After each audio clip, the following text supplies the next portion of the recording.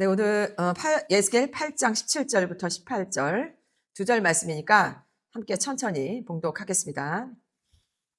또 내게 이르시되 인자야 내가 보았느냐 유다 족속이 여기에서 행한 가증한 일을 적다 하겠느냐. 그들이 그 땅을 폭행으로 채우고 또 다시 내 노여움을 일으키며 심지어 나뭇가지를 그 코에 두었느니라. 그러므로 나도 분노로 갚아 불쌍히 여기지 아니하며 긍휼을 베풀지도 아니하리니 그들이 큰 소리로 내 귀에 부르짖을지라도 내가 듣지 아니하리라. 네, 오늘 에스겔 말씀의 제목은 모른 척 하지 않고 사랑으로 경고하는 영적 파수꾼이라는 제목으로 말씀을 전하겠습니다. 오늘 우리가 읽은 지금 에스겔의 에스겔 아버지 부시는 레위 지파장의 제사장이었고 또 또 예루살렘 성전에서 제사장이 될 사람이었습니다. 그러나 에스겔이 이제 이스라엘 백성이 바벨론 포로로 끌려가면서 에스겔도 1차 포로로 끌려가게 됩니다. 에스겔은 그 바벨론 포로로 살면서 제사장이 아닌 30세에 선지자로 하나님께서 부르십니다. 그래서 이스라엘 백성이 저지르고 있는 그 우상 숭배와 하나님 말씀의 불순종과 또 형식적인 종교 생활을 책망하는 이스라엘 백성의 파수꾼으로 세우기를 원하셨습니다. 에스겔 3장에 보면 내가 너를 이스라엘 족속의 파수꾼으로 세웠다라고 하나님께서 에스겔에게 하나님 말씀대로 경고하고 만약 경고하지 않으면 그 책임이 에스겔에게 돌아간다고 말씀하셨습니다. 원래 파수꾼의 역할은 옛날 도시에는 성벽이 있었고 그 위에 그 파수꾼이 있어서 멀리서 적이 오는지 감시하고 또 위험이 보이면 나팔을 불어 경고하여서 사람들이 미리 준비할 수 있도록 위험을 먼저 보고 알리는 사람들이 파수꾼의 그 역할이었습니다. 그래서 우리도 에스겔처럼 만인 제사장 역할을 하면서 영적인 그 파수꾼의 역할을 감당해야 합니다. 그래서 아직 예수님 믿지 않은 우리 가족과 우리 이웃 친구, 우리 형제, 자매들에게 정말 모른 척 하지 않고 사랑으로 꼭 예수님 믿고 천국 가야 한다고 교회가 오는 대로 경고하고 그 영혼들로 해서 기도하는 파수꾼의 역할을 감당해야 합니다. 그런데 이렇게 귀한 역할을 하는 그 파수꾼이 성벽에서 졸거나 또는 귀찮아서 또 다른 것에 한눈에 팔면서 위험을 제대로 알리지 않으면 성경은 그 악한 사람은 자기 죄 때문에 죽지만 그 사람의 죽음을 그 파수꾼의 역할을 제대로 감당하지 못한 우리에게 물을 것이다 라고 말씀하셨습니다. 누가복음 12장 48절에 무릇 많이 받은 자에게는 많이 요구할 것이요 많이 맡은 자에게는 많이 달라 할 것이다. 이것은 많이 맡은 자에게는 많은 큰 책임을 묻겠지만 또 적게 맡은 사람에게는 적은 책임을 묻겠다. 그래서 그 사람의 그 분량만큼 하나님께서 반드시 책임을 물으신다는 말씀입니다. 그래서 우리 같이 이렇게 하나님의 은사와 능력을 맛보고 또 말씀을 알고 깨닫고 이렇게 말씀을 직접 전하는 우리에게 동일하게 책임을 물으신다는 말씀입니다. 그래서 영적인 파수꾼의 역할을 감당하는 우리가 되기를 간절히 바라겠습니다. 에스겔 오늘 본문 에스겔 8장 1절부터 말씀을 이렇게 계속 읽다 보면 8장 1절부터 에스겔이 바벨론 포로지에서 유다 장로들과 함께 집에 앉아 있을 때에 하나님이 하나님의 능력이 에스겔에게 임하시고 에스겔의 머리털을 붙잡아 환상 가운데 예루살렘 성전으로 데려가십니다. 지금 현재 에스겔은 지금 바벨론 포로지에 있는데 하나님께서 에스겔을 환상 가운데 예루살렘으로 데려가신 것입니다. 이것은 이제 하나님께서 직접 예루살렘의 죄를 에스겔에게 낱낱이 보여주시려고 하신 것이었습니다. 그러면서 에스겔 8장 5절에는 하나님이 에스겔을 예루살렘 성전 북문으로 데려가셨는데 그곳에는 질투의 우상이 세워져 있다고 했습니다. 성전은 하나님만 예배 드려야 하는 곳인데 우상이 세워진 것입니다. 출애굽기 20장 5절에는 하나님은 질투하는 하나님이라고 하셨는데 성전 입구에 우상을 세운 것입니다. 하나님께서 이것을 에스겔에 보여주시면서 이스라엘 백성이 지금 무슨 짓을 하고 있는지 보이느냐? 그들이 여기서 얼마나 더러운 짓을 하고 있는지 보이느냐? 그들의 더러운 짓 때문에 내가 내 성전을 떠난 것이다. 그리고 너는 이보다 더 역겨운 광경을 보게 될 것이다 라고 말씀하시면서 계속해서 에스겔 8장 7절부터 하나님이 에스겔에게 더 깊은 곳을 보여주십니다. 주님께서 에스겔을 뜰 입구로 데려가셨고 성전 벽에 구멍을 뚫고 들어가 보니 온갖 종류의 기어다니는 것과 징그러운 짐승과 이스라엘 백성의 우상들이 온통 벽면에 그려져 있었습니다. 그림들 앞에는 이스라엘 장로 70명이 향을 피우며 우상을 섬기고 있는데 사반의 아들 야사나도 그들과 함께 서 있었다라고 되어 있었습니다. 향을 피우는 장로 70명의 그 이름은 없는데 오직 야사나만 이름이 있습니다. 이 야사나의 아버지 사반은 요시야 왕 때 율법책을 발견한 그 중요한 역할을 했던 아주 훌륭한 아버지입니다. 그러나 그 아들이 아버지와 같은 겉으로는 종교 지도자였지만 속으로는 우상을 숭배하고 있는 타락한 모습을 보여줍니다.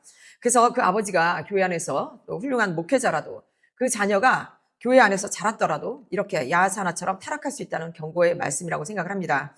그래서 자녀를 위한 기도가 얼마나 중요한지 다시 한번 깨닫는 말씀입니다. 계속해서 주님께서는 에스겔에게 이스라엘 장로들이 이 어두운 곳에서 무슨 짓을 하고 있는지, 그들이 각각 자기가 섬기는 우상의 방에서 여호와께서 우리를 보고 있지 않으시며 이 땅을 버리셨다라고 그 말하는 그 지도자들의 타락과 영적 무지의 모습을 보여주셨습니다.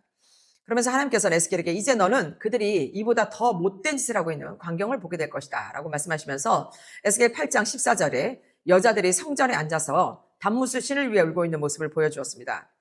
이 단무스는 고대 그 바벨론 지역에서 섬기던 신인데, 봄에 식물이 자라나면 단무스가 살아났다고 생각하고 여름에 식물이 시들면 단무스가 죽었다고 생각해서 특히 여자들이 통곡하는 의식이 매년 여름에 행해졌다고 합니다. 이것은 여자들이 중심이 되었고 다산과 풍요를 빌고 또 음란한 그 의식도 포함이 되어 있어서 하나님께서 이런 우상을 강하게 책망하신 것입니다. 계속해서 주님께서는 에스겔에게 이제 이보다 더 역겨운 광경을 보게 될 것이다 라고 말씀하시면서 에스겔 8장 16절에 하나님의 에스겔을 여호와의 성전 안뜰로 데려가십니다. 성전 입구 그 현관과 제단 사이라고 되어 있는데, 이곳은 제사장의 그 신성한 장소로 이곳에 25명의 사람들이 여호와의 성전을 등을 진 채 동쪽을 바라보며 태양을 향해 절하고 있었습니다. 신명기 4장 19절에는 해와 달과 별을 보고 그것에게 절하지 말라고 하나님께서 이스라엘 백성에게 명령하셨습니다. 그런데 지금 이스라엘 지도자들이 하나님을 예배할 성전 안에서 태양을 숭배하고 있었던 것입니다. 이 모습을 보여주신 주님께서는 에스겔에게 유다 백성이 여기에서 하고 있는 저 더러운 짓들이 하찮다고 하겠느냐? 그들이 온 땅을 폭력으로 가득 채워놓고 계속해서 나를 분노하게 만들고 심지어 코에 나뭇가지를 대며 우상을 섬기고 있다라고 말씀하셨습니다. 여기서 코에 나뭇가지를 댄다는 것은 그 향을 코에 맡으면서 우상하게 생명과 호흡을 받는다는 상징으로 하나님을 조롱하는 의식이라고 합니다. 또 에스겔서 8장 18절에 이제 내가 그들의 죄를 갚을 것이며 그들을 불쌍히 여기지도 않고 아끼지도 않을 것이다. 그들이 큰 소리로 부르짖어도 들은 척도 안 할 것이다 라고 말씀하셨습니다. 그래서 하나님께서 주신 솔로몬 성전 안에서 질투의 우상과 또 벽에 그린 우상들과 또 단무스를 외우는 여자들과 해에게 절하는 사람들을, 또 에스겔이 이렇게 우상들을 섬기는 사람들을 보여주셔서 이런 우상의 결과가 결국 바벨론 느부갓네살 왕에게 침략을 받아 예루살렘이 완전히 파괴가 되었다는 것입니다. 얼마 전에 뉴스에서 떠들썩했는데 지금 이란 전쟁 때문에 굉장히 잠잠해졌는데 여러분도 들어보셨을 것입니다. 제프리 앱스테인 사건이 수년 동안 음모론으로 뜨거웠던 감자였던 것이 이번에 미국 법원 문서 공개로 제프리 앱스테인 사건이 더 이상 음모론이 아닌 사실로 드러나면서 미국과 온 세계에 충격을 주고 있습니다. 이 제프리 앱스테인이라는 사람은 미국계 유대인으로서 억만장자였고 사교계의 거물이었지만 2019년에 미성년자 성매매 및 인신매매 혐의로 기소가 되어서 재판을 기다리다가 구치소에서 자살했다고 알려진 희대의 사기꾼입니다. 이 제프리 앱스테인은 그 미성년자를 성적으로 착취한 대규모 범죄 조직을 가지고 있었는데 그 관련 인물들이 미국 대통령, 또 기업가, 유명인사, 과학자, 연예인, 종교인 등등 세계 최고 유명인들이 관련이 되면서 엄청난 파장이 일어나고 있습니다. 우리가 잘 알고 있는 빌 게이츠 있죠. 또 대통령, 미국 대통령 클린턴 부인 힐러리, 영국 앤드류 왕자, 미국 대통령 오바마, 이렇게 세계 부유층 권력자들, 세계를 쥐락펴락하는 그 사람들이 연관이 됐다는 것에 더욱더 큰 충격을 주고 있습니다. 이 제프리 앱스테인은 처음에는 금융업에서 일을 하다가 고액 자산가들과 그 인맥을 맺고 대기업 총수들의 막대한 그 자산 관리를 부여받아서 부적절한 방법으로 호화주택과 비행기를 많이 가지고 있었는데, 그중에 가장 문제가 되고 있는 미국령 버진 아일랜드는 제프리 앱스테인 개인 초특급 리조트 섬이 가장 주목을 받고 있었습니다. 이 섬은 개인 소유이기 때문에 외부인의 접근이 거의 불가능해서 미성년자와 유명 인사들을 끌어들이는 범죄 장소로 단순한 휴양지가 아니라 그의 범죄 장소, 그 네트워크 핵심 장소였다고 합니다.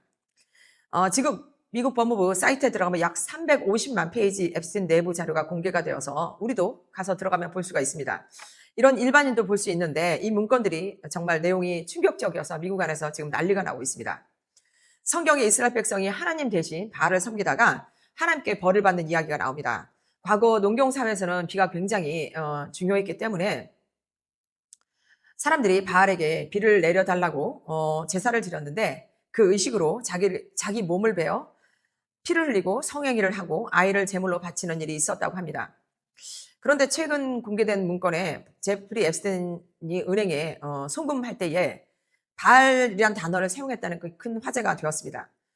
성경의 엘리야와 바알 선지자 450명이 하늘에서 불을 내려달라고 대결할 때에 바알 선지자는 자기들의 몸에 칼과 창으로 피를 내고 아침부터 오후까지 광란의 기도를 했지만 그러나 소리도 없고 응답도 없고 돌아보는 자도 없었다. 그래서 바알은 처음부터 없는 신이고 여호와가 참 하나님을 증명하는 대결이었습니다.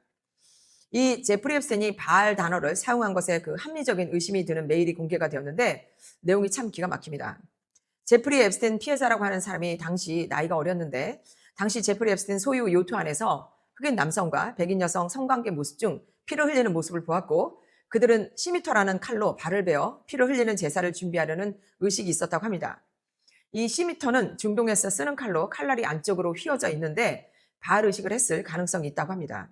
또 이 피해자는 요트 안에서 아기들을 목격했는데 아기들이 절단되고 토막이 되고 장기가 적출되어서 사람들이 장기에서 나온 배설물을 먹는 장면을 보았다고 합니다. 또 이곳에서 미국 대통령이었던 사람에게 강간을 당했다고 진술했답니다. 이런 끔찍한 이야기를 증명할 수 있는 것이 제프리 앱스틴 그 리조트 섬 안에 사원이 있는데 이곳에 어떤 그 종교적 의식이 있고 이곳에서 사람을 제물로 바치는 희생이 있었고 이들에게 인육 냄새가 난다고 피해자들이 증언했지만 이 증언한 이유, 이 피해자들이 알 수 없는 이유로 사라졌다고 합니다.